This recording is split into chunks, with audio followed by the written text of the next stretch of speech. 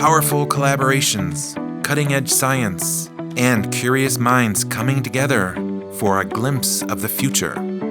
Stay tuned as we look at the latest updates on some of the most promising technology projects.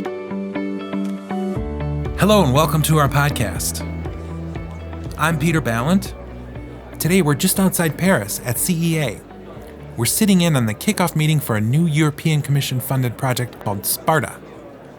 This is a huge project with over 44 partners from 14 different countries focusing on cybersecurity in the EU. And why cybersecurity? Consider these facts. Fact 1, and these are from the European Commission, by the way. Ransomware attacks have increased threefold between 2015 and 2017. And what is a ransomware attack? This is when the bad guy gets a hold of your data, steals it, or encrypts it, and holds it hostage until you pay. Yes, you have to pay to get your own data back. This really happens, and it's happening more every day.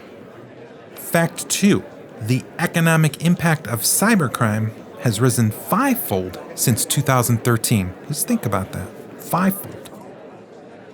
Fact 3, 87% of Europeans see cybercrime as an important challenge for EU's internal security.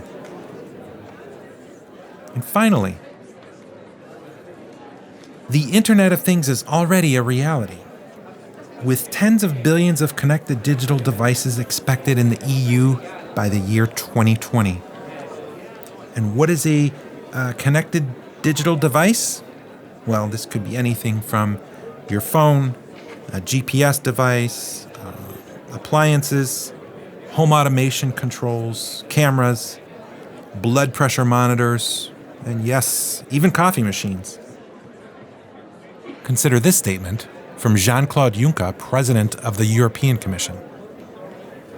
He said, "Cyber attacks can be more dangerous to the stability of democracies and economies than guns and tanks.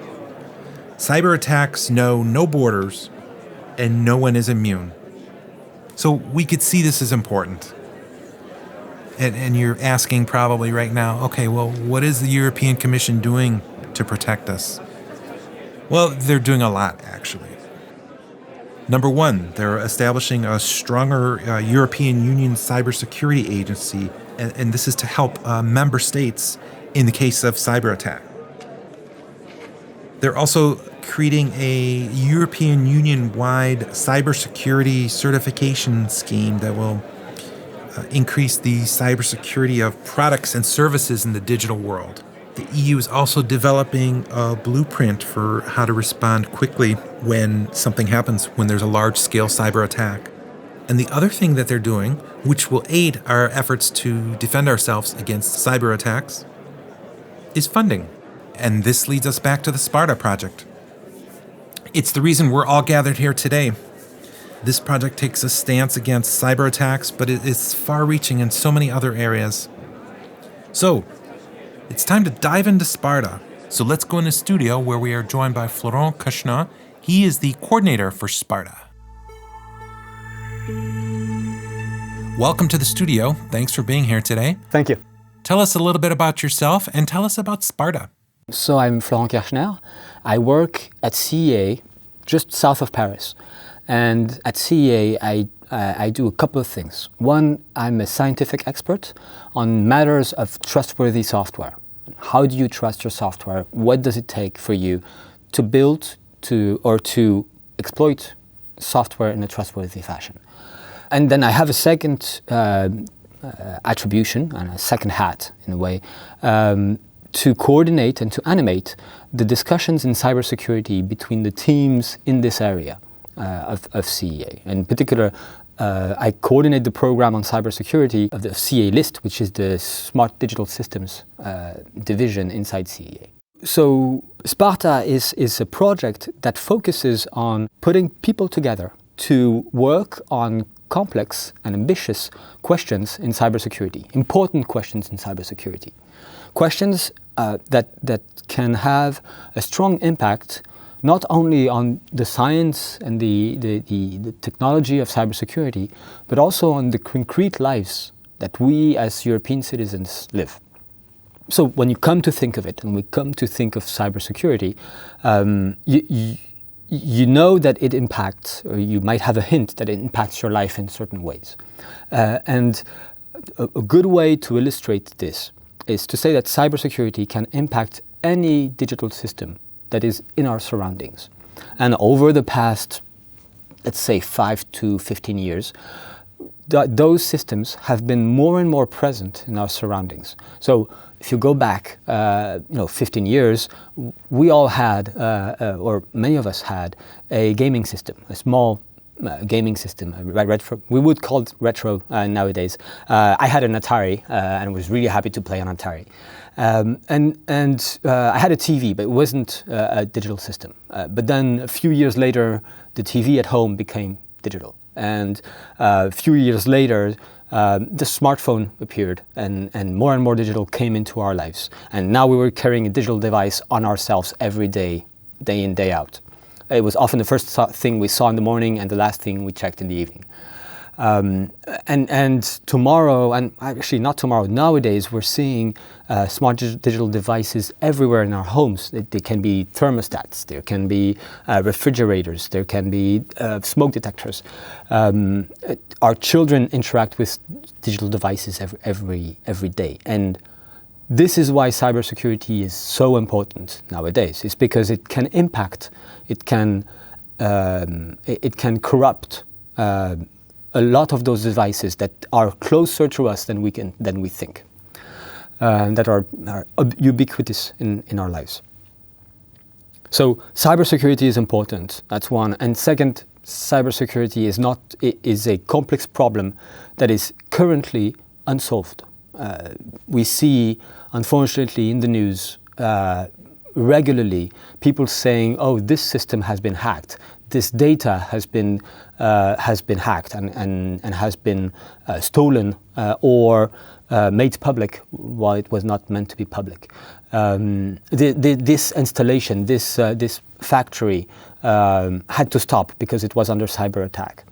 So the problem of securing any digital technology is still an open problem, and still something that engineers and scientists are scrambling to solve.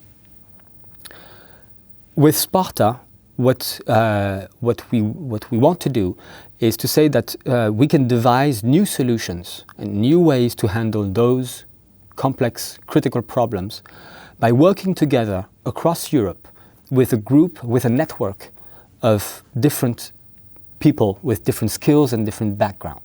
The idea is we want to show that you can solve cybersecurity a bit like you build a house. If you only have a plumber to build a house, your house will look a lot like a bunch of plumbing. If you only have a mason to build a house, you won't have any running water in your house. And if you want to build a house, if you want to build a cybersecurity house, you need to have people who know how to do plumbing, people who know how to do masonry, and many more expertise. And you need to have an architect, but you also need to have a stakeholder, an owner of the house at the end. You also need to have people who work as technicians in the house. So our angle with SPARTA is to say that we will solve important problems in cybersecurity by combining different skill sets, by combining different cultures, because Europe is rich with a lot of different cultures, and by combining different interests, including people who are scientists that want to produce knowledge. You have people who are engineers and want to produce technology. And you have people who are grassroots activists, and they want to produce change and effect results. So our credo and the way we tackle cybersecurity with SPARTA is across domains, across expertise, across areas of interest, bring those people together and try to identify first and then solve complex problems. This is a huge undertaking. What's interesting for me, and maybe you could speak a little bit about this, is the work is sort of broken up in a project like this. But what's interesting is you have modules for looking at things like gender equality. You have a module looking at education and training. And there are some of these modules that it sounds like aren't even necessarily technology driven, but they are still necessary components for dissemination, for education. Yeah, absolutely. So in SPARTA, what we do is we consider the cybersecurity problems not only from a technical viewpoint, but also from a human, societal, ethical, legal viewpoint. And that triggers a number of activities around this. So, for instance, how do you train people to use novel cybersecurity technologies to be able to then secure their installations, secure their surroundings? How do you teach? Speaking of teaching, how do you teach professionals on the one hand, people who are operating factories, for instance, and then how do you teach students? How do you teach people in school? Two different types of teaching, different types of training, but two things that are really important if we want to be able to not only have technological solutions, but have the people who are trained and sensitive to the issues that they try to solve. And right now we're at the beginning of the project. We just had the kickoff meeting. I'm curious if there's anything new for you, any new challenges that you discovered in the last day or two and said, wow, this is going to be an interesting challenge for me. So CA is in charge of coordination for the project, and CA has been in charge of coordination in the past numerous times, and in particular a number of partners have done collaboration and coordination with us. Technikon is one of them. So we know we had that experience of coordination. What is new is coordinating 44 different partners to work together on a common set of objectives. And this is a challenge, and this will remain a challenge until the end of the project and perhaps beyond, if we're lucky. Because 44 partners are a lot of people to manage, to align, to share, making sure that we have the right instruments to align, to share information, to share decisions, is going to be a challenge. It's already a challenge, and it's going to remain a challenge. But it's a fantastic challenge to have, really interesting one to have. Looking forward to picking it up. The interesting thing with this diversity that I'm mentioning, that is challenging 44 different partners, is it is also an incredible asset for all of the other challenges that you can think of. If you think, well, okay, we need to find a new approach to protecting data, for instance. We need to find a new idea for how to organize the industrial community in Europe. The fantastic news is that the wealth of ideas and of people who can contribute to answering this question in SPARTA. You have 44 partners who, all of them, have very interesting viewpoints on how they can solve challenges centered around cybersecurity. So it's both a challenge in terms of making sure everyone is aligned and everyone is coordinated, but it's also a tremendous opportunity to address problems at scale that we haven't had the chance to address before. I'm really, really, really conscious of that, and really hopeful that we can leverage that as much as we can, as we can during the life of the project. That was part one of our conversation with SPARTA coordinator, Florent Kirchner. In the next episode, we discuss the impact of this project for the average EU citizen and how a relatively short project can have lasting effects. But before we go, let's take a quick listen to what project partners are saying here at the SPARTA kickoff. So I'm Olivier Bétan from Thales, and I was really happy to be there today. The audience was really great. There was a lot of interesting speakers, and I'm really glad to be part of SPARTA and to start a successful project with the rest of the cool guys and a really nice R&D team and industrial and SMEs partner. So you feel like this is a well-balanced team?